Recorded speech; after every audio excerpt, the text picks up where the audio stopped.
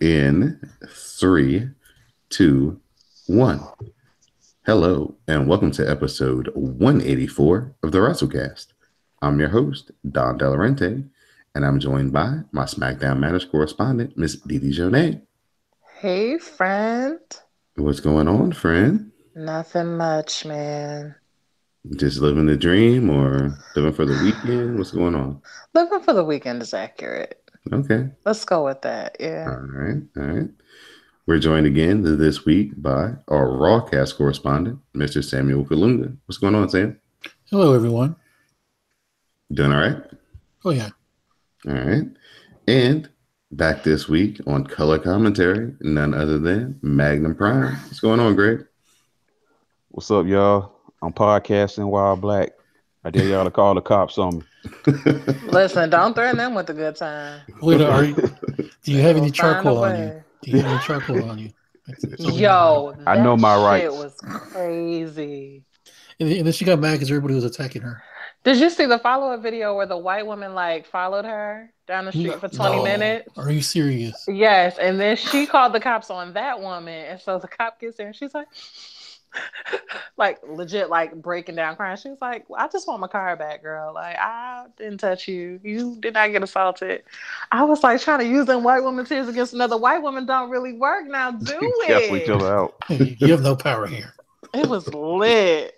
Oh, that other white woman trolled the dog shit out of her. It was great. That's how you be an ally. Learn from her. The WrassleCast is brought to you by CSPN. You can find us on the web at www.cspn.us. You can also find us on iTunes, SoundCloud, Stitcher Radio, and Google Play. You can follow the WrassleCast on Twitter at the WrassleCast. So, Sam, before we get into our reviews, we've got some news for us this week. Yeah, just a couple of things I wanted to touch on real quick. And I know these are going to be just completely dismayed at this news, but Brock Lesnar is not scheduled for Money in the Bank. No. So, yeah.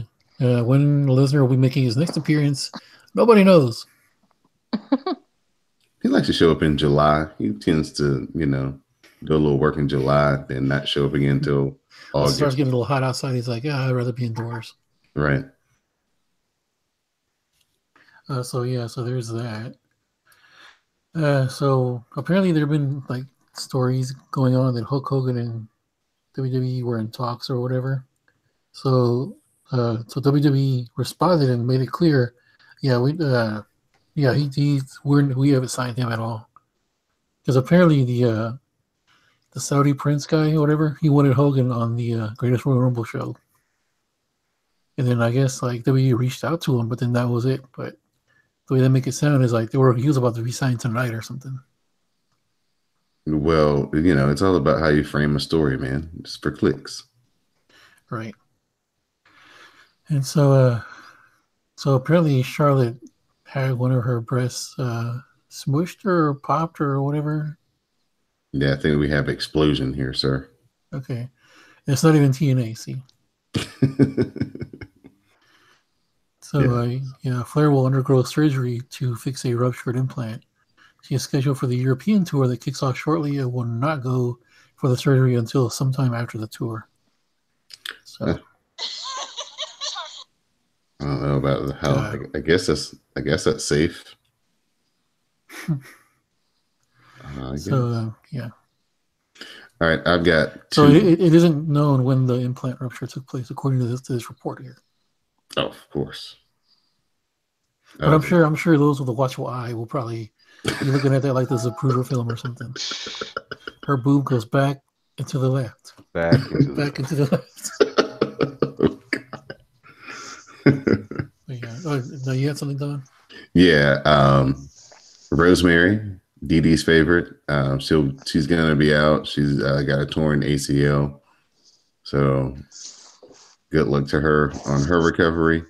And indie star Keith Lee has apparently signed to WWE, and he will be down at the Performance Center and in NXT.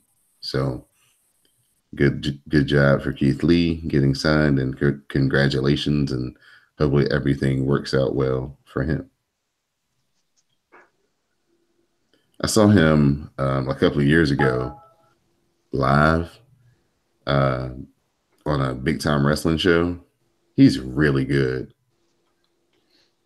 Yeah, he came from the local indie here. This is where he started. Mm-hmm. And yeah, I've been watching him for a while. He came up in the VIP. There's a promotion here called VIP Wrestling. That's where he came up. And yeah, he's been pretty dominant for the last few years. Yeah, so I can't wait to see he get into the NXT system and just continue, the best program that WWE puts out on a consistent basis just makes it even better. So can't wait for that to happen. Something that WWE put out that really wasn't all that good though, that was Backlash. I thought you were gonna say the Marine. I thought you were gonna say the Marine 5. I was like, yeah, I agree. I think there was a 3-way tie for the win on who you got. Yeah. So we'll take everybody but me. Thank you. I had faith in the Miz falsely. Braun is gonna come out. Everybody but you, Didi. Congratulations to Miss Laura Singh, her first time playing Who You Got. She gets a co-victory. So. Yes, she accepted that trophy too. Quickly. She earned it, she deserved it, and she snatched it. As always, thanks to everybody who used the hashtag Backlash Matters this past Sunday. So we'll get into it as we had Bayley and Ruby Riott on the pre-show. Hashtag say no to pre-shows. Bayley goes up top, and the Macho Man elbow drop gets a near fall. Liv Morgan provides a distraction, allowing Ruby to hit a right kick for the win. You the type of podcast you like, huh, Didi? Yeah. Not wasting any time. Right in.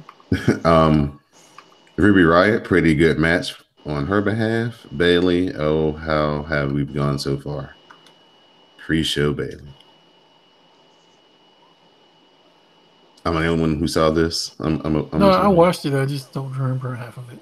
Bayley, okay. I didn't watch. Oh, yeah, I know you didn't watch. I just wanted to clarify for new viewers. Everybody knows your gimmick, or most everybody knows your gimmick. Well, the new people don't know. She's a grown-ass woman? No, that's the other gimmick. No, this is the original gimmick. Okay. She don't do pre-shows. Hashtag say no to pre-shows. Yep. So main show time. We start off with Seth Rollins versus The Miz for the Intercontinental Championship. Rollins hits the superplex, but Miz counters the Falcon Arrow and hits the skull crushing finale for a great near fall. Miz takes Rollins up top and looks for another skull crushing finale, but Rollins fights him off, but he misses the curb stomp as they work into a series of cradles. Rollins eventually hits the curb stomp, and Seth Rollins gets the win and retains the Intercontinental title.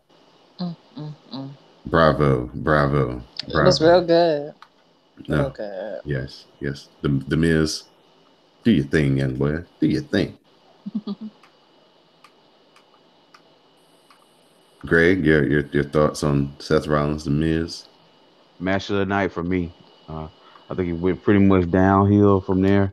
But, the Miz is already a WWE Hall of Famer. Just, I have to laugh when I say that, but he is, if you look at his resume. But, the guy can work. For all the jokes that are cracked on him, especially on Twitter, the guy can work, and he does have skills on the mic. And they work really well on Sunday night. So, to me, it was the match of the night. I think it's safe to say that Seth Rollins has officially gotten his groove back. And he's, just whoever he's in there with, he's just putting on classic matches. And, he didn't carry The Miz in this match, though. The Miz was right there step for step with him. So hats off to The Miz, hats off to Seth Rollins for an awesome match. Next up, Nia Jax versus Alexa Bliss for the Raw Women's Championship. Alexa Bliss counters the second rope Samoa drop. Then Alexa takes out the knee and she covers for a 2 count. Alexa hits a drop kick to the buckles and then she heads up top. The Twisted Bliss is caught and Nia Jax hits a Samoan drop for the win. After the match, Nia cuts a promo and says that her win is for anyone that has been bullied. She says it's okay to be different and special, and she doesn't apologize for who she is.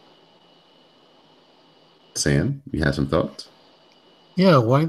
How is someone Alexa size just able to just dominate all over Naya? That just doesn't make any damn sense to me. Well, they didn't set it up where Alexa had some type of help or some type of foreign object or something to kind of, help her gain the advantage. So, yes, they told the story in reverse, where the bigger person was supposed to be the one who was getting bullied by the much smaller person. Yeah, I don't buy it. All right, Samoa Joe promo. He runs down Roman Reigns. Joe says that he will win and turn the big dog into a puppy. Next up, Jeff Hardy versus All Lives Randy Orton for the United States Championship. Orton counters the corner dropkick and hits the draping DDT. Orton takes time to celebrate. He sets for an RKO, but Jeff cradles him for a 2 count. The twist of fate connects, and the Swanton Bomb follows, and Jeff Hardy gets the win to retain the United States title. This is the part of the night where it really got like super bad because I think the people were here for Nia finally giving Alexa the big Samoan drop, and it kind of perked up for a second, and then that promo kind of took it out of them, and then they got back up for Samoa Joe for a second, and then this match was just like, who hit the slow down 1 button? Yeah, man.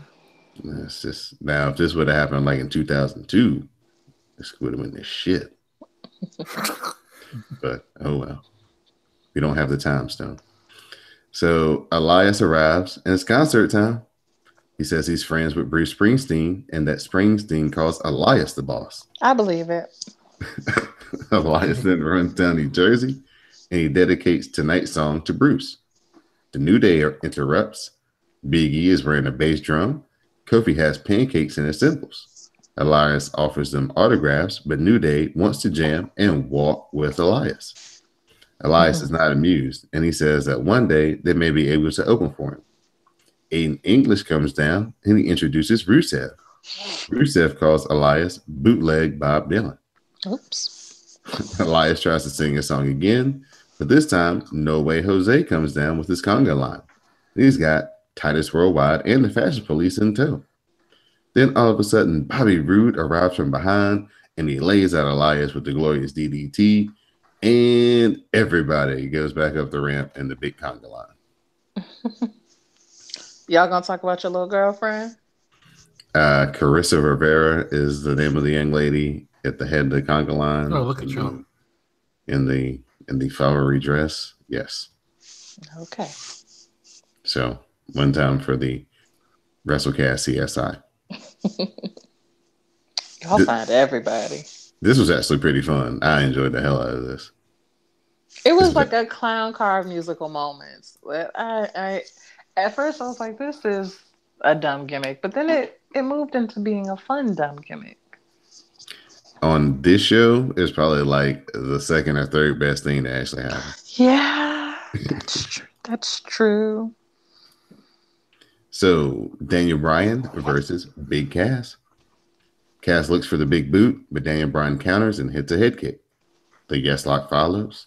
Cass fights, but Bryan lays in the crossface strikes and has the yes lock fully applied, and Big Cass taps.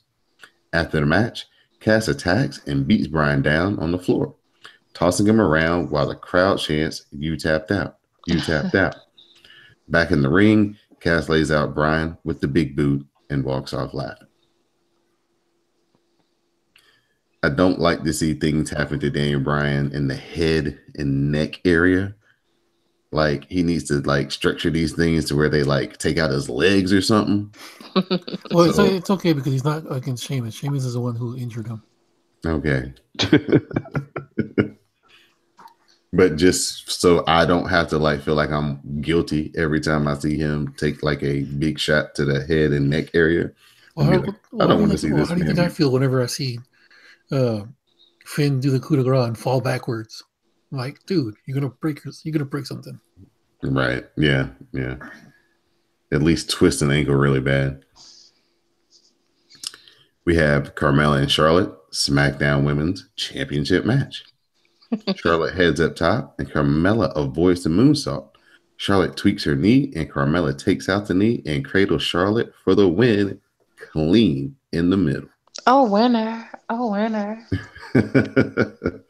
What you talk about? Heat? Oh, my God. Carmella got more heat on Twitter for winning a match fairly clean with no help than she probably would have got if the Iconics would have came down there and screwed Charlotte.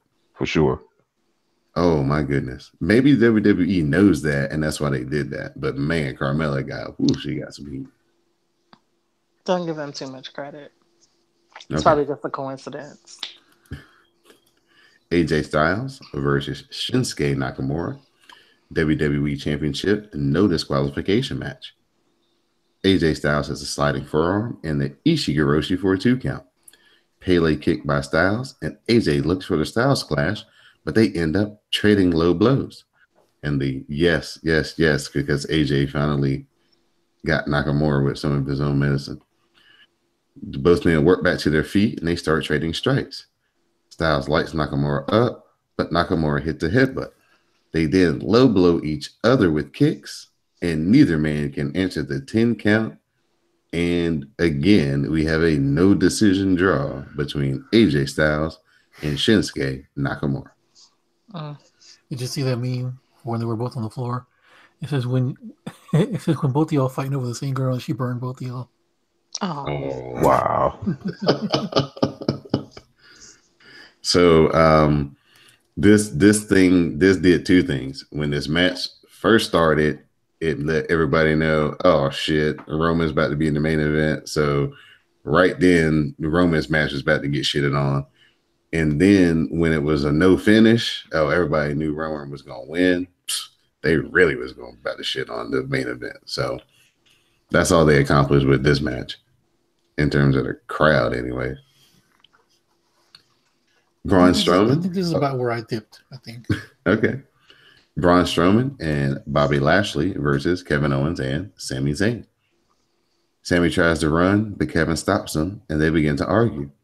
Sami tosses Kevin to the wolves, and then he tries to run, but Kevin tosses Sami back in. Sami slaps Kevin, and then he finally runs away. Lashley throws Owens back in the ring and hits the spine buster. Then Bobby Lashley hits the delayed suplex, and they get the win. To clarify. Yes, ma'am. Sami wanted him and Kevin to run away. Kevin said no. So Sami threw him in the ring. And then when he got in there, he was like, that's what I mean. Now can we go? Kevin wanted to be an asshole. So it's not the ginger's fault. He tried to save them both. Like, I just wanted to be clear. He was trying to teach him a very small lesson. Okay. He didn't mean to fight his best friend. Because that's not what best friends do. Thank you, Miss DJ. You're welcome. You're very welcome. So after the match, Kevin gets laid out by Braun. Braun then chases down Sami and brings him back to the ring, gives him the big power slam as well. Braun's real fast. Yeah.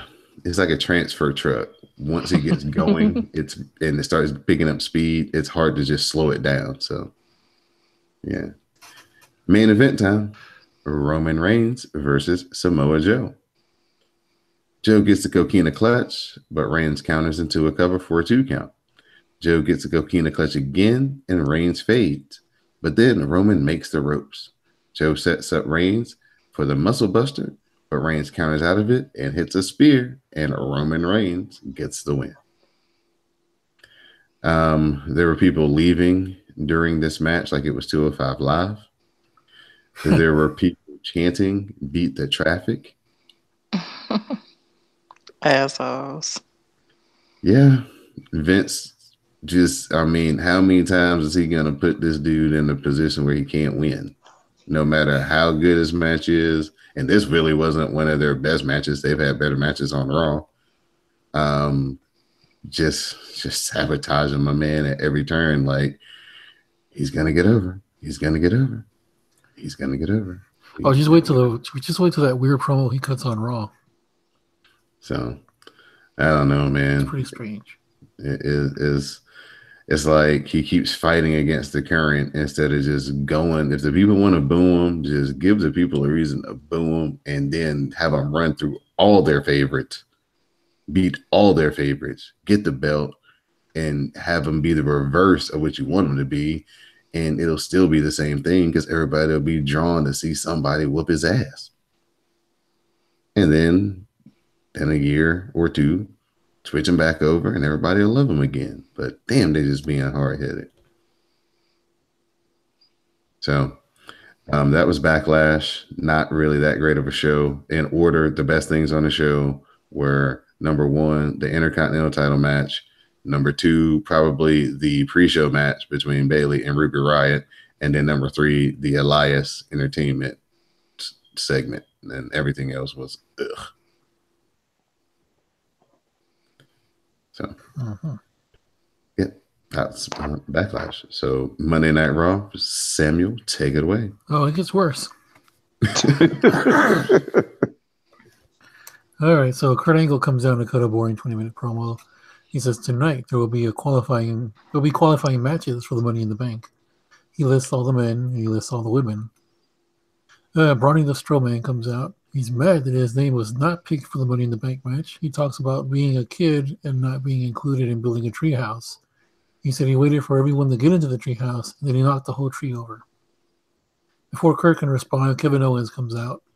He calls himself Raw's MVP, and that he deserves to be in that match. Not the qualifying match, but the actual Money in the Bank match itself. He calls Braun a bad monster, and then he should go sit in the corner right now in timeout.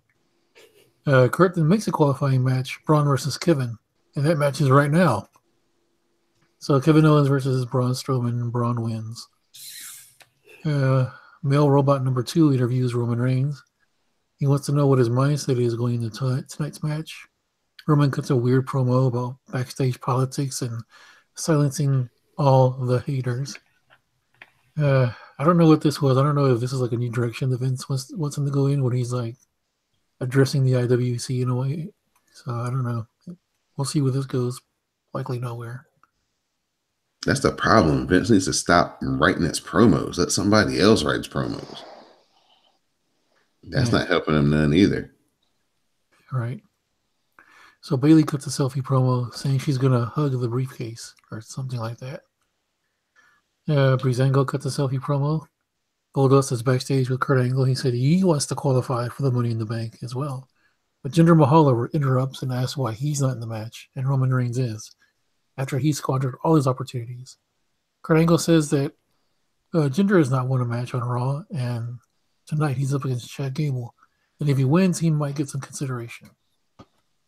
And once again, Jinder be spitting those facts. Okay, Greg. Let's see where it was. Let's see. Okay. No Way Jose and Titus Worldwide versus the Revival and Boring Corbin. Jose hits the finish on one of the Revival members, but before he tags out, Corbin tags in, hits the end of days on Jose, and gets the W for his team. I'll take a drink to that. Oh, is that a distraction? Ooh. Close enough. Okay. It's a DD. It's a DD. You have to ask. The answer is yes. That's right. Okay, where was I? Keep losing my spot. Okay, so Sasha Banks versus Ember Moon versus Ruby Riott. First, Michael Cole finally acknowledges that Ember Moon was only partially trained by Booker T. For weeks, they've been saying that Booker T trained her. And that was kind of bothering me because I know for a fact that she was trained by Skandar Akbar. Who? Oh. Don. Exactly. He was an old school manager from World Class back in the day. So you were mad that instead of using the name that only super fans know, not only they use the name that everybody knows? Well, why even list it at all if you're not going to say who actually trained the person? You do know that wrestling's fake, right? But I'm pretty sure that like Booker T might have done like the in-ring stuff with her, polishing school. Yeah, it was like some finishing touches or something, but come on. That doesn't mean that he trained her. You know, for the purposes of WWE, it absolutely does. Yeah, it sure does. It's fine. No. It's fine. Whatever. Fuck that. At one point, Ruby hits a double DT on both her opponents. That was cool. I kind of liked this match. It was okay. One point, This the was Riot awesome. Squad beats up Sasha. Bailey comes down, and Corey actually makes me laugh. When Bailey comes down, he says she's going to join the beatdown. Bailey and Sasha fight the Riot Squad off. The two women glare at each other, and Sasha gets back on the ring.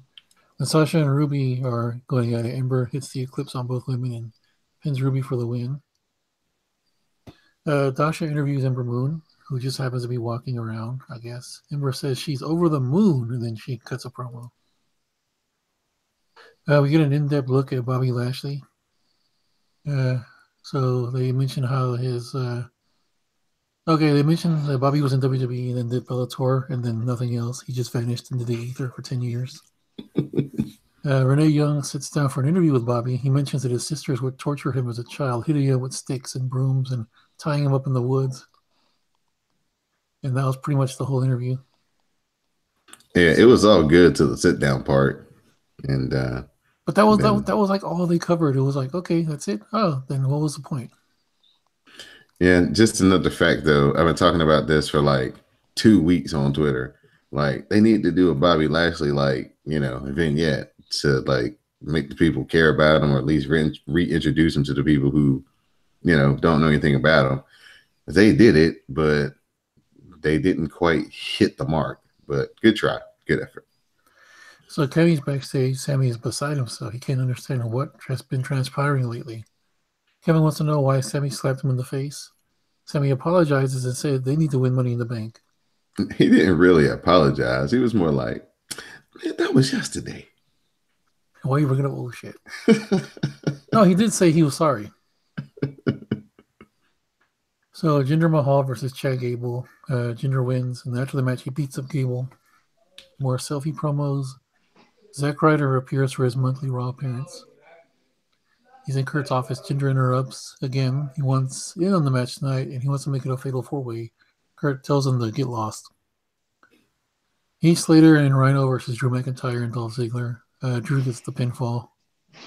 The Drifter versus Bobby Roode. Bobby gets the victory with the glorious DDT, and Dasha interviews him after the match.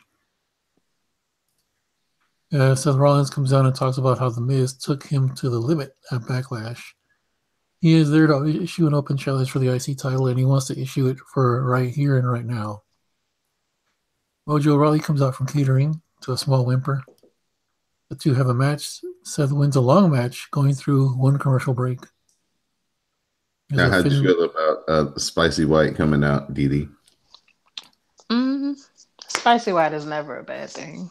Well, usually. Where did that name come from? That's just Dee Dee's nickname for him. Every white ain't the same. Some of them are spicy. Okay. So Finn Balor selfie promo. The Miz Taraj versus the Deleter of Worlds. The Deleter of Worlds wins. More selfie promos. Sami Zayn versus Roman Reigns versus Finn Balor. The match happens. The guys fight out amongst the crowd like it's the year 1999. For a minute, it looks like Roman could win. He gets up. Wait. Damn it. He gets up for his moves, but... What? Oh, he gets set up for his move, but Jinder trips him up. Sammy hits the hula kick on Roman. Balor gets the upper hand on him. The ending is hot and heavy. Balor hits the coup de grace, falling backwards and looks like he's going to injure himself. He's going to twist his ankle or something. Jinder just looks on, happy that he cost Roman the match. And that that would be a distraction finish at its finest. It's alcoholics. I'm surrounded by alcoholics. Hey man, you gotta have some fun to review this awful week of WWE programming. Goodness. This was funny. The funniest thing ever is Roman tries to make his comeback, and when Finn and Sammy start putting the boots to him, the crowd starts chanting, "Yes, yes, yes, yes."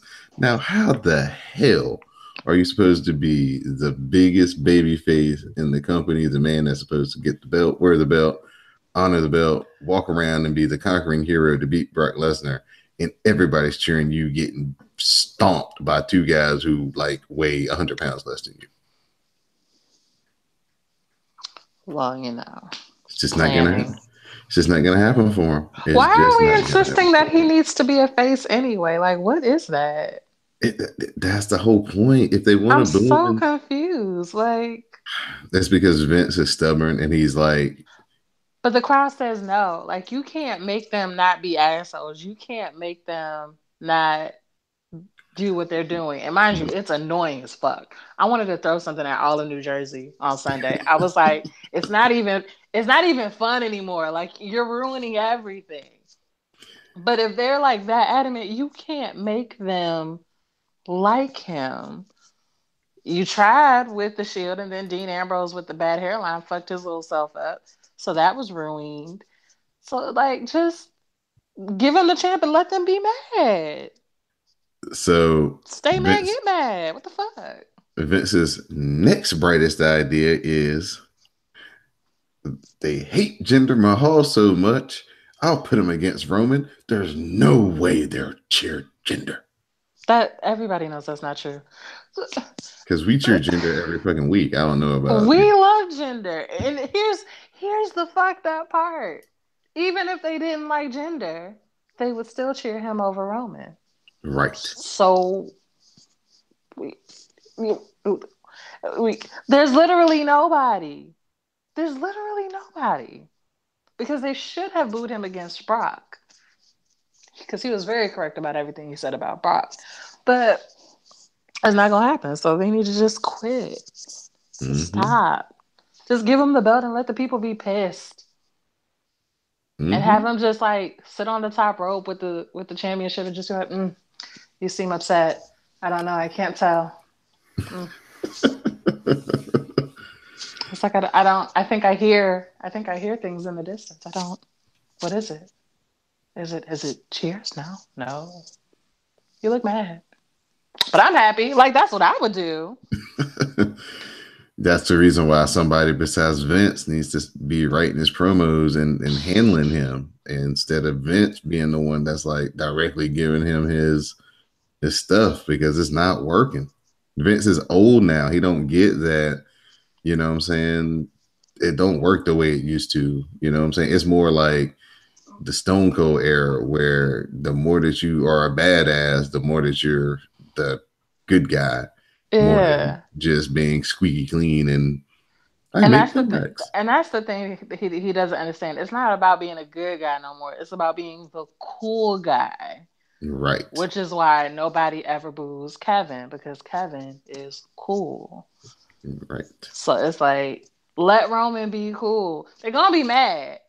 But if he can just get to being cool, maybe. I don't know, though. They treat them like, I don't know, they holding grudges. But maybe if like they just let him be cool, he could turn the corner. Here's what they need to do. They need somebody to come through and hurt him, quote unquote. And he just go away until like right before SummerSlam. But when he come back, he don't have none of that Shield shit. He wearing like a suit or whatever, something 180 from wherever he is right now. Even if you like cuts his hair some, not all the way, but just something different. Just do a whole 180 from what his whole presentation is, and then start from right there. But that's what it's going to take. He's got to drop all of the stuff that he's in right now, and just come back out fresh and new. Yeah, they had a chance. Yeah, because when he was going against John Cena, the tide was kind of like, I really don't want to cheer John Cena either. Like, that was as best as they had. And then, I don't know. I feel like they just played it all the way wrong. Had they just let Braun beat his ass to Phil and Brock Lesnar, we could have killed two birds with one stone. Everything would have been wonderful. Brock, like... Yeah, that's the thing. They don't want to like just let Braun get the belt while he's hot and maybe like let him be the champ for like 6 months just because the people want it, and then figure out a way to get it off of him, let him get that experience, and then give it back to him again at a later date. They want him to be able to just take the belt and then just be the champion for like a year. So that's the reason why they're kind of not doing it. But hopefully, Braun Strowman versus Brock is SummerSlam. Hopefully, that's the deal. It needs to, and he needs to win because I remember when he beat everybody's ass. I remember when he pulled the whole wall down on Brock.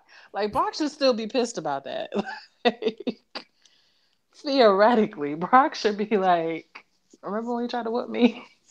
Remember when you dropped a whole Yeah, but I don't building know. on me? But, I don't know. no. I also remember Brock hitting him with like a legit fucking shot to the chin and stumbling his ass as well. But he didn't fall.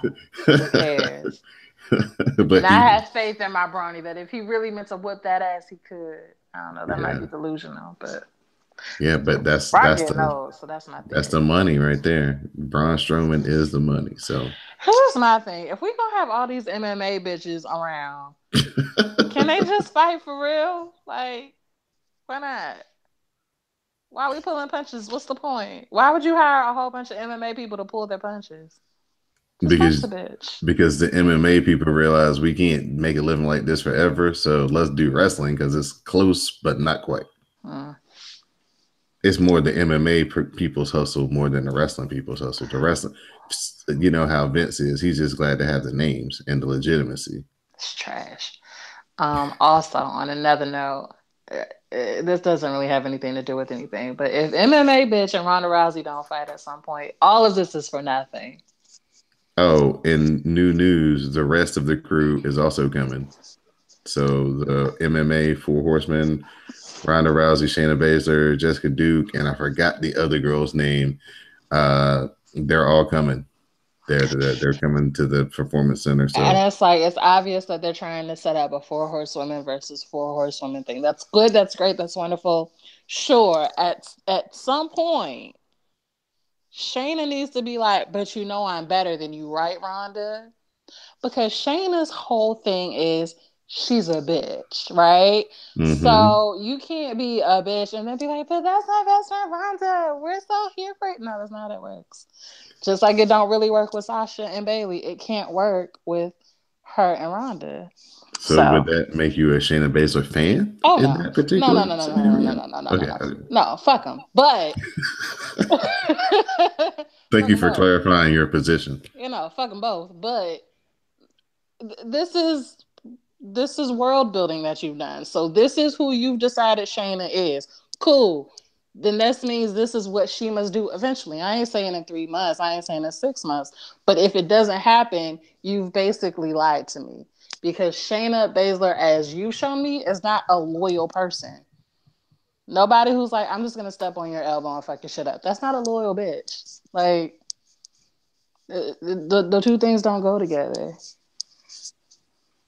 All right. So does that make sense? I don't know. It does. I get where you're coming from. It's just my thoughts, you know? Mm-hmm. There's something going on like that right now in New Japan where they have this guy, Jay White, and he's kind of new. Mm-hmm. And he's all about like, hey, I know they don't usually have, interfaction matches, but hey, eventually I want to wrestle Okada for the belt. And so, he's kind of standoffish from the rest of the crew.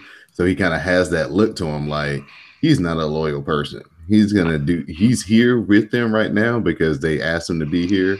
Mm-hmm. But you can tell that he's plotting and scheming on something. And I think that's kind of what you want Shayna to be like. Yeah. Gotcha. Yeah. Because my thing is, with the way that she's been, she would, in my mind, from what they've shown me, she would be annoyed that Ronda got to skip the Performance Center. Right. And she would be annoyed that Ronda just got to immediately go into like big matches. Right. In my head, the way that they've explained her to me. Right. So at some point, it should come to a head. Do you remember when Kevin Owens first came to NXT?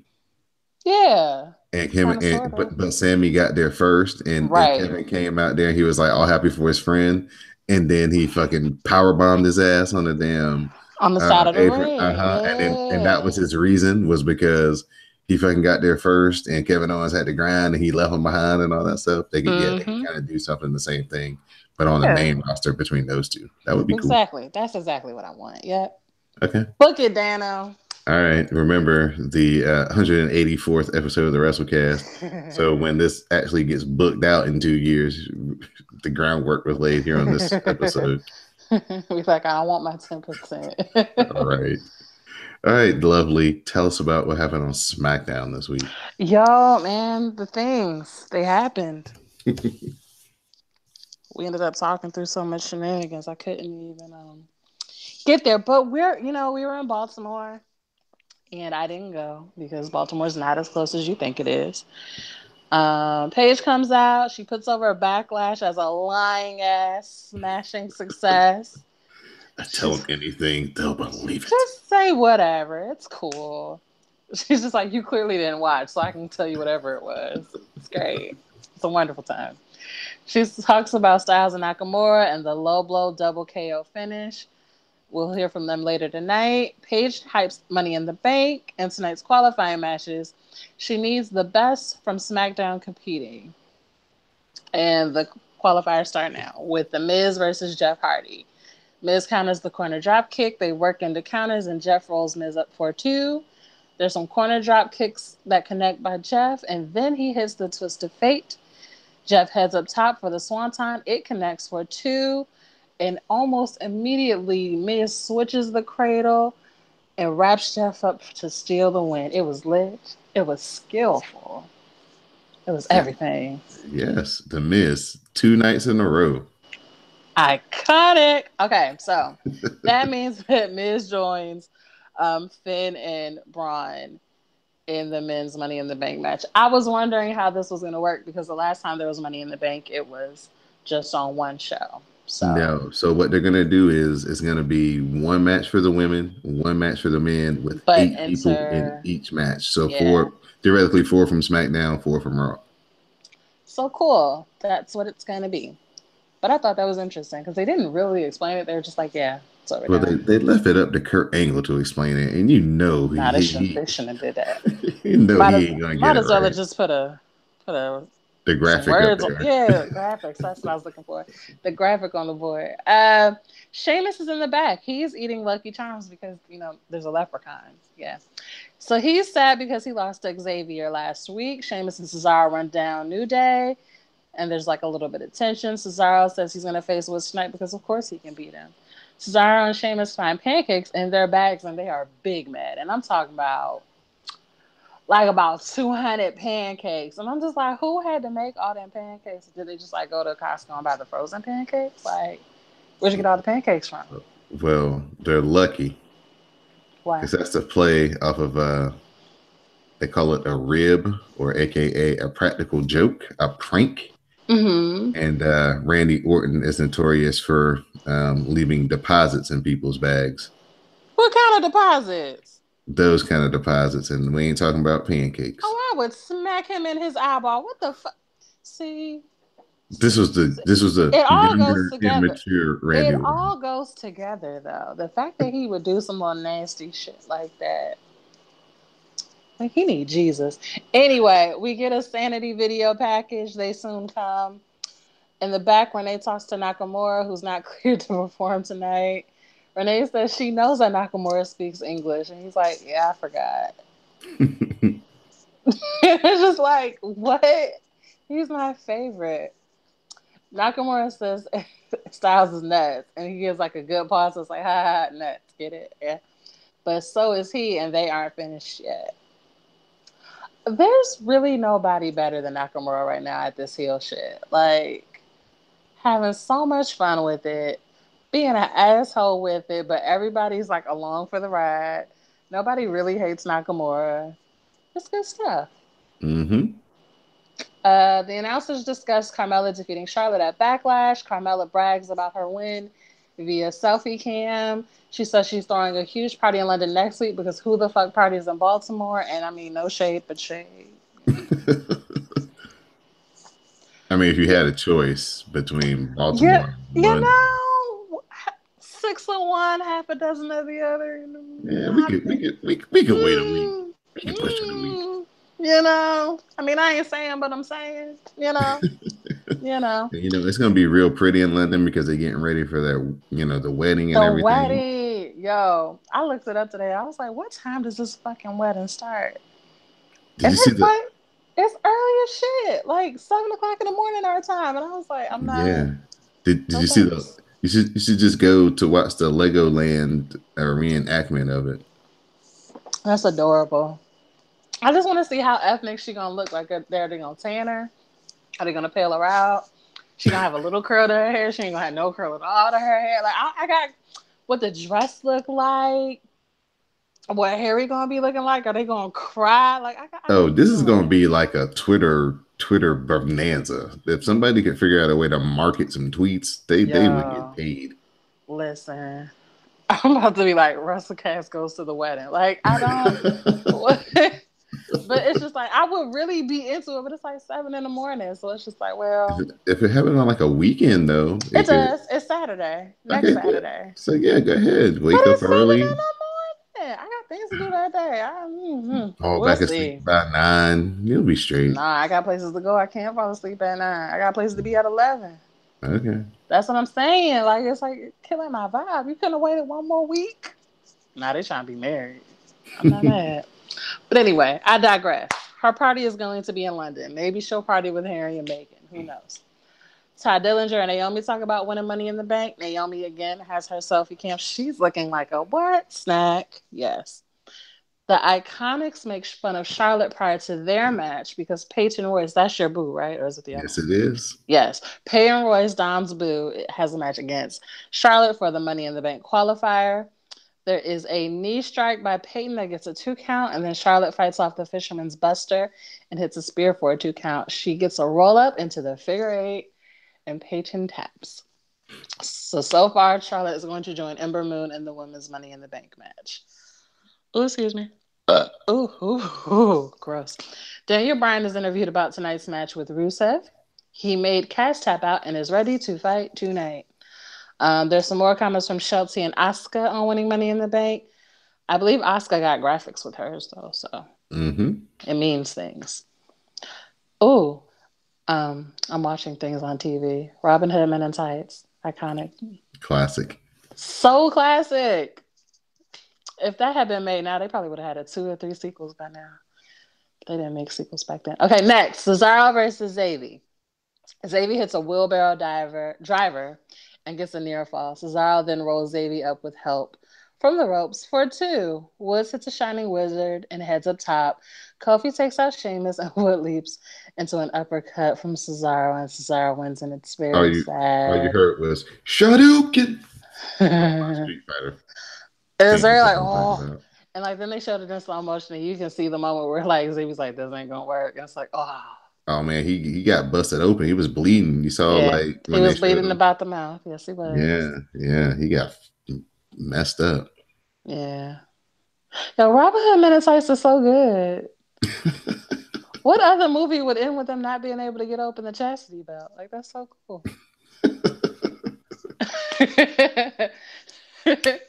Anyway, Renee interviews AJ, who's also not cleared to compete tonight. He says he doesn't want to fight dirty like Nakamura, but got pulled into his game. AJ doesn't care when, where, or why because he plans to finish Nakamura. There's a creepy promo with action figures in various states of destruction. It's for the Bludgeon Brothers. They are waiting for teams to come and play with them. That's creepy. Yeah, that was creepy. It was like, it was just uncomfortable. Paige makes sure that Mandy Rose heads back to the ring alone and says that DeVille is barred from ringside. And they're like, oh, she don't mean that. Does she mean that? She really means we can't go out. And so then Mandy comes out to her good Skinamax music. She got the slow motion, blurred lights, good early 90s, late 80s zhuzh. Yes. What you think? What you think? I mean, it's not Eva Marie. It's like, it's so corny that it's kind of funny. And it's like, I don't know if you mean it to be funny. And then Corey but Graves it's funny to me. selling it huge over the top. Very much so. And it's like, but I fully expect a man to like it because it's nostalgic. Like, that's like back when like real sex would come on and you had to be like, oh, try to sneak it so your parents don't know you watching it. Like, it was very that. It's more like Emmanuel, if you ever Well, watch that. that too, like silk stockings, Skinamax.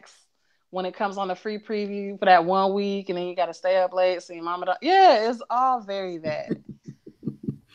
So I Kids like don't know anything about that. They just have it right there on their phone, just a the search youths. away. You don't know what we used to go through. Stressful. So, I thought she looked good, but I just thought it was like so. Like I don't know what they meant. Like if they weren't serious, then good job. If they were serious, it doesn't quite work for me. But I enjoyed it. You know what it would be perfect for, and I thought they were going to do this a few months ago, but they kind of ditched it. It would be perfect if she was like Gold Dust's like second valet or something. Yeah, that makes sense because it's That's very bad. Yeah, yeah. So it's very maybe bad. even though, but now Goldust is on separate brand, so it won't work at all. But it looks like that's kind of what it was made for, and they dropped the program, but they kept the entrance. Mm-hmm. And then it was like soft blur, and soft focus is for like when you're old and before the HD cameras was. But anyway, I liked it. It was just very not of 2018. Any hoodle. Next week, New Day will face the Bar, and the winning team will have one member be in the Money in the Bank match.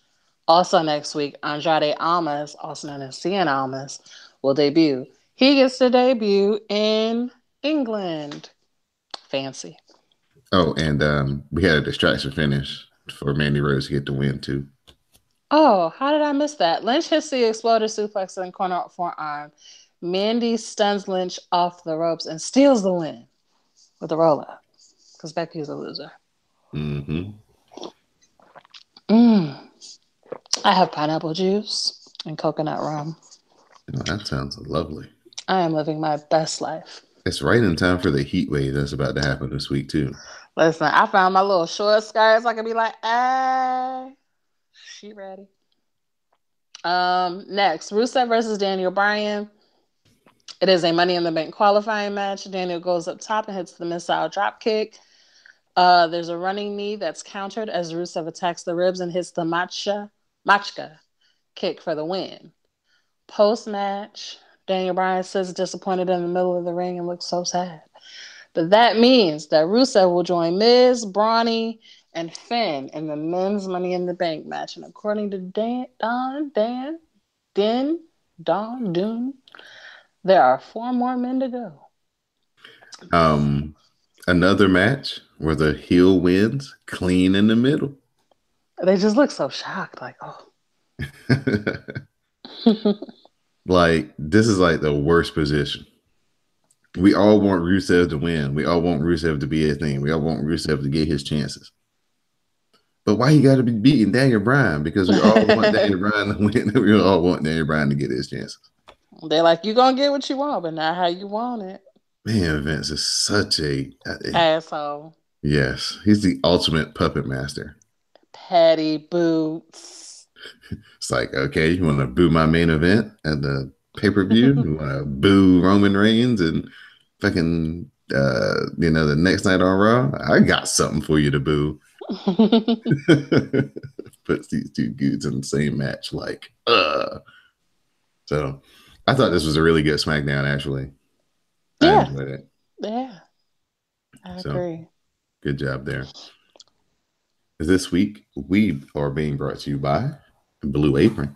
So please use CSPN and Blue Apron. Mother's Day is coming. You can sign up for Blue Apron right now, and it can be at your door in time to make your mom her Mother's Day meal. All you have to do is go to cspn.us, click on the tab that says Keep Our Podcast Free, scroll down, click on the Blue Apron tab to sign up, and you'll get $30 off your first order. So please, cspn.us and Blue Apron, do it today.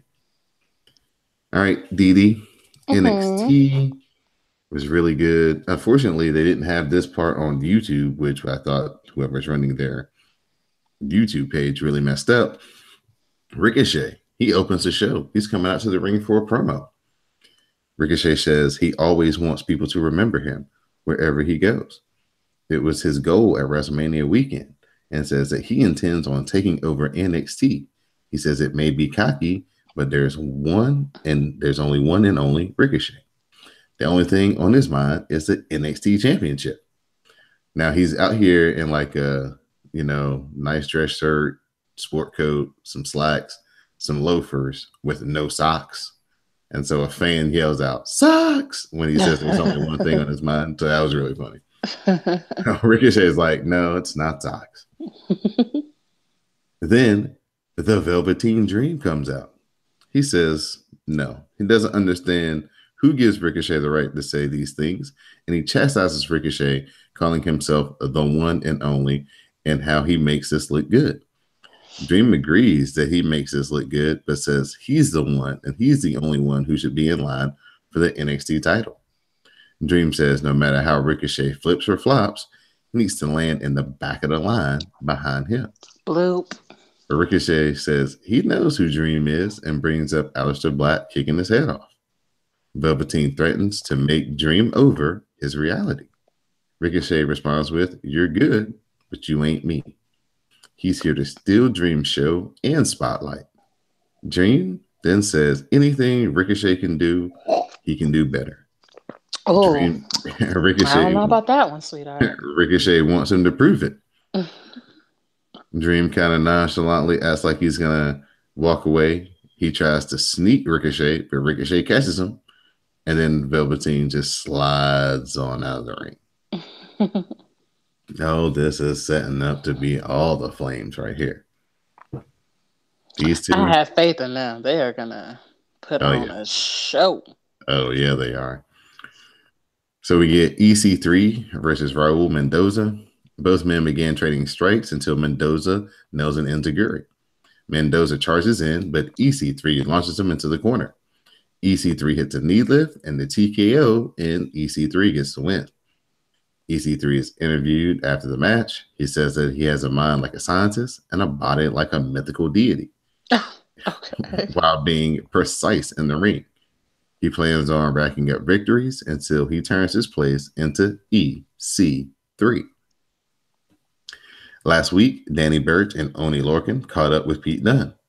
Oney says they helped him, but they don't like him. Danny likes him even less. Dunne understands and agrees to work together against Undisputed Era. Now, this is funny.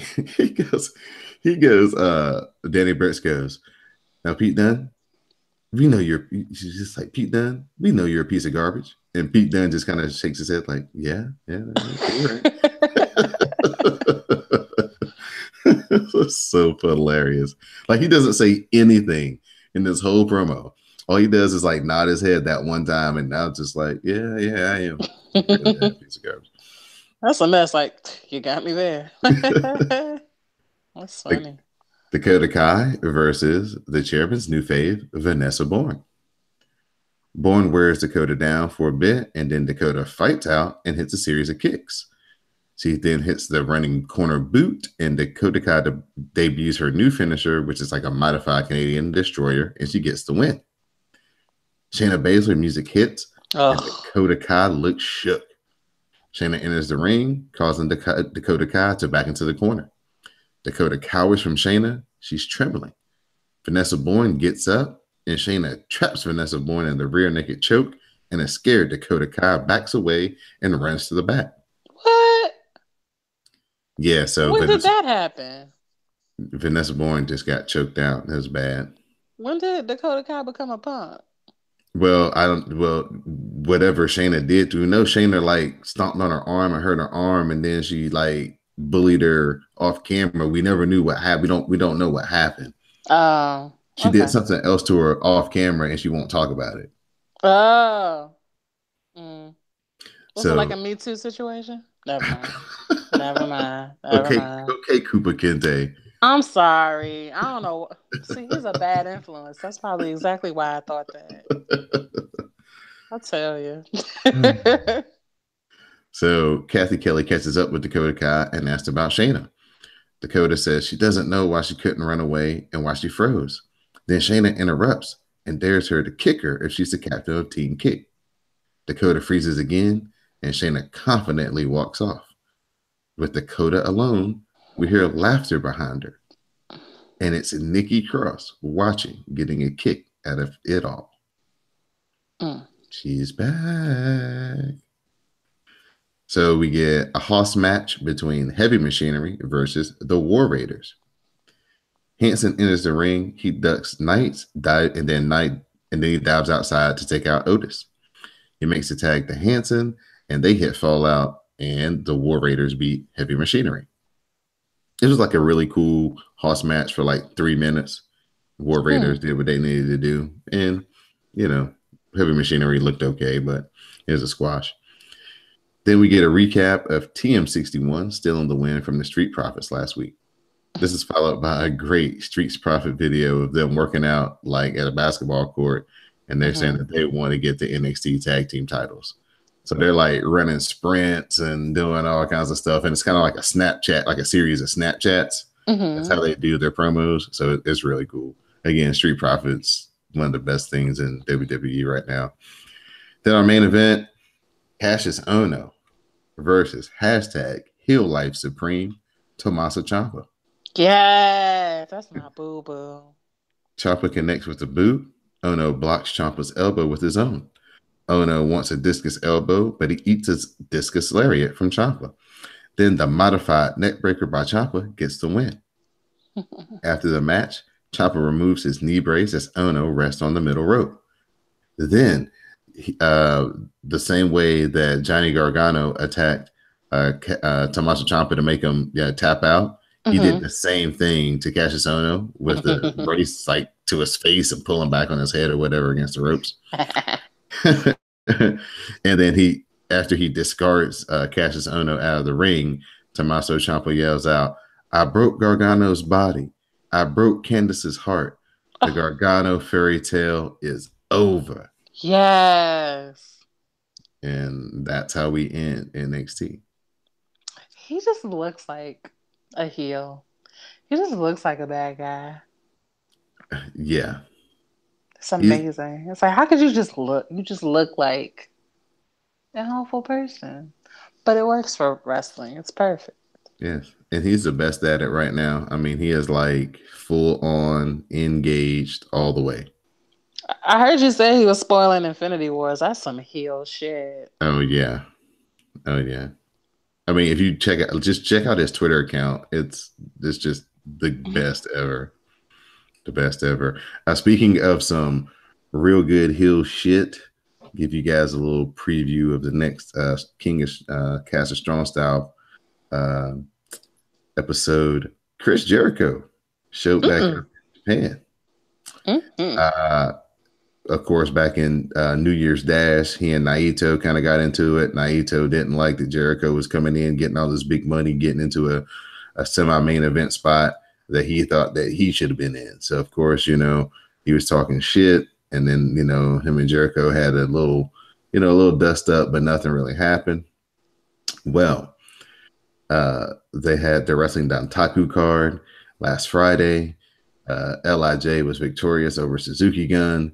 Naito and Fukuoka, which is like the Naito spot. I mean, Naito is kind of like the Stone Cold Steve Austin in like 1997, where he started, like all the fans are starting to like him, and the worse things he does, the more they like him. Yeah.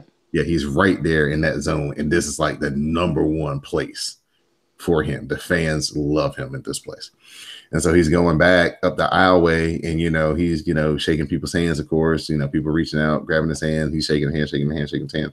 So he gets about halfway up the aisle, and somebody's hands reaches out, and all of a sudden it grabs him towards the rail, and all of a sudden like pulls him over the rail, and then all of a sudden it's like this big beat down all the way back up to the rail into the ring. And once we get into the ring, the guy has on an LIJ mask, and the mask comes off, and it's Chris friggin' Jericho. And so Chris Jericho proceeds to whoop Naito's ass. He grabs the ring bell, hits him with the ring bell, and busts him open. Naito is like Dusty Rhodes 1978 blood right here. I mean, super thick blood all over the place. And Chris Jericho is just whooping this dude's ass. He's beating up all the young boys who are trying to like come in and save him or whatever. So they eventually get him out of there or whatever. Naito being the super cool dude that he is, refuses his stretcher and shit, and just walks back up the ramp all bloodied up. Oh man, it's such a good angle. So Chris Jericho out here being his best heel as well. Then I don't know if you saw the video that I sent you, DD, but afterwards when he's like walking out of the arena, he's cussing and throwing shit and smashing drink machines and yeah, just being Chris Jericho. So good. So let's think about his week in a calendar week. He was number 50 in Saudi Arabia for the Greatest Royal Rumble. And then the next week, he was in Japan setting up one of the biggest angles for one of the biggest matches that's going to happen in June. Who better than Jericho? Nobody right now. Nobody. So, yeah. So check out the hashtag what we are watching. And I do have a link to that, so you can watch that whole situation transpire. But yeah, it was really cool. Jericho, again, setting the world on fire. And I think that's June the 8th, I think is going to be Dominion, where they're going to have the match between Naito and Chris Jericho. So looking forward to that. And there's anything else you want to talk about, Dee really fast? No, I'm good. All right, so I mean, we could keep talking about Robin Hood Men in Tights if you want, but I'll turn it over to you at this point for your shout out. Shout out to Gregory, working like a good Jamaican, 17 jobs, 7-hour commute both ways. What? When were you a fave? Not ever. Shout out to Sam because Sam wants shout outs. Shout out to Mel because Mel always gets shout outs. Shout out to Chairman for paying that good old fee so I can watch all the pay-per-views. Or, wait, no. I lied. Just in case WWE is listening. He didn't pay for it. I paid for it myself. Shout out to the Glow. Shout out to Laura. She was good last week. I listened back. She fit right in. Yeah, shout out to everybody on the hashtags. Appreciate you not waiting on me to get home because I've been late like the last month. But y'all keep SmackDown Matters going with and without me, and I appreciate that. That's it. All right. I'd like to thank my SmackDown Matters correspondent, Miss Didi Jonet, my Rawcast correspondent, Mr. Samuel Kalunga, and of course our color commentary, Mr. Greg Magnum Prime. I'd like to thank the commissioner, the chairman, for all the work he's going to do in post-production. I'd like to thank everybody on the CSPN, all the podcasters who produced all the content, make the network what it is. Thank you for all the work they put in each and every week. I'd like to thank everybody who, like Didi said, keeps the hashtags flowing each and every week. Sometimes when we can't be there on time, you guys hold it down. So we're very thankful for that. Everybody who was in attendance at Backlash Matters. Angelina, I know you were there somewhere, so big shout out to you. Shout out to everybody who was in Baltimore who also went to SmackDown. I know there's a few fans that listened to the show that were there as well, so shout out to y'all. And like I said, stay tuned for a very new episode of Cash Strong Style coming soon. We're going to talk about the whole Wrestling Dantaku card. We're going to preview the Best of the Super Juniors, which is coming up here at the end of May. So that's going to be really fun for about a 2-week stretch, 3-week stretch to watch the best cruiserweights in the world, light junior heavyweights in the world, do their thing in Japan. Can't wait to stay up to all hours of the morning watching these matches. It's going to be a lot of fun. And keep abreast of the hashtag what we're watching, because usually they'll have them on a site that I can put up for you guys so you can keep up with it as well. So on that note, this has been episode 184 of the WrassleCast. I'm Don Delarente, and please stay tuned for the parting promo.